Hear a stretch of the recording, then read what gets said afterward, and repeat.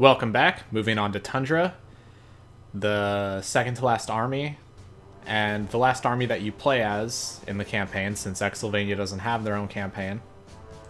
So I mentioned before that the Tundran infantry had a lot more brown in Battalion Wars 1, and if we look at the Rifle Grunt, he actually was changed a lot from the first game, and in my opinion he looks a lot cooler in this game. Like, he has the goggles up on his head now, whereas in the first game he was wearing them. He has like these cool boots that all the units kind of have now. He also has this jacket, which again, this is now like a thing that all of the veterans have as well, is this red jacket. And it's weirdly stylish. Like, it has the buttons on the side of it. And also real quick, the Flame veteran that we're looking at right now has black hair. In the first game, he had blonde hair, so that was a minor change.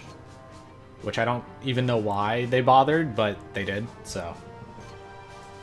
But pretty much, when I was looking at the Battalion Wars 1 versions of the Tundran veterans and Rifle Grunt, they all changed a lot, except for, like, with the veterans, their hats pretty much stayed the same, and the way that their weapons looked also stayed mostly the same. Also, right here we have the Mortar veteran. He wasn't even in the first game.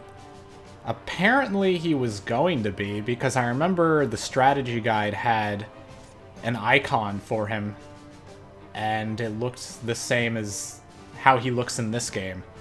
So my guess is that they made the Mortar veteran and just didn't end up using him in that game. And also in this game, something kind of odd is that he shows up in 5-2 in a POW camp, but doesn't show up on the screen before you start the level where it shows the units your army and the enemy army will have, which isn't that unusual. I know that it happens more often with the enemy army. Like, for example, in my Solar Empire video, I left a comment on the video, I think talking about 3-2, where the Solar Empire frigate is listed on that screen but doesn't actually show up in the level. And sometimes it's the opposite, where they won't list a unit and then it'll show up.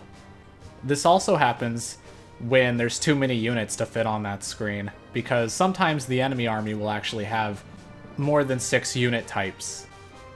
But anyway, so Tundra plays a much bigger role in Battalion Wars 2 than they did in the first game. And unlike in the first game, where it was mostly the Western Frontier who was kind of leading the attack on Exylvania, and they were also the ones who led the siege of the Vladstag, it's actually Tundra this time who's really in the spotlight, and it's mostly up to them to kick Exylvania out of Tundra, which also means that it's up to them to destroy the mining spider with the battle station, which is right here. And like I said before, the Tundran battle station I think actually looks pretty alright, even with the redesign. I know there's concept art of it, which shows how it would have looked before the redesign, but they did a pretty good job of making it look good anyway. And then we have the anti-air vehicle, which only shows up online.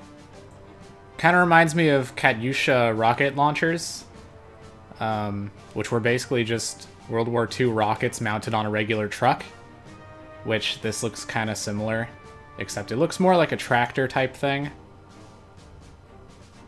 And their artillery is kind of similar, actually. It looks like it's just a truck with a cannon on it.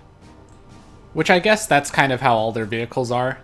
They're supposed to be that sort of Russian World War II style, I think. Like, their light tank doesn't have treads, it just has big wheels. And their recon really looks goofy. It has, like, snowmobile skis in the front, which honestly makes sense when you consider its appearance in Battalion Wars 1, which was actually in snowy parts of the border in Tundran territories. In the second game, though, it shows up in... I guess it shows up on the border again, so it still sort of makes sense, but there wasn't really any snow around there. But in any case, air units. So the fighter barely showed up in the first game, still barely shows up in this game. The bomber is a new addition, Tundra actually got a lot of new additions for the second game, probably again because they play a much bigger role.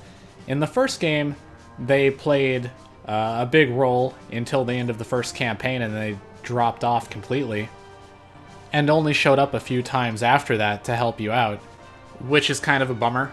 And again, it actually makes me really glad that they decided to make it so that each campaign has you playing as a different army.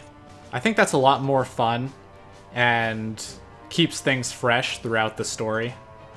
Still annoying that they didn't let you play as Exylvania in the campaign, but at least you have online missions for that. And real quick, we have the spy balloon here, which, well, actually it's called the barrage balloon in this game, but it's basically the same thing as the spy balloon that we saw in the first level of Battalion Wars 1. Pretty funny that they actually brought it back in this game. I thought that was kind of silly of them, but creative. Definitely a creative way to come up with an objective for an assault mission. But anyway, so yeah, like I was saying before, Tundra plays a much bigger role, and they actually are only missing like a few units, I think, from having everything, because they have all their infantry now with the mortar veteran. They have all the vehicles, I think. Yeah, they have the recon, light tank, heavy tanks, battle station. Yeah, they have all the vehicles now, because in the first game they were missing anti-air vehicle and artillery. And they have all the air units except for the Strato Destroyer, which nobody even really gets to use. And they have all the naval units except for the naval transport. But also, that's pretty true for like every army, because like I mentioned before, the Solar Empire had barely any in the first game, and now they have most of the unit types. The only army that really doesn't have very many still is the Iron Legion, which is kind of okay because they only show up in a really small campaign from 200 years ago. But anyway, that was Tundra. I'll see you in the Exylvanian video.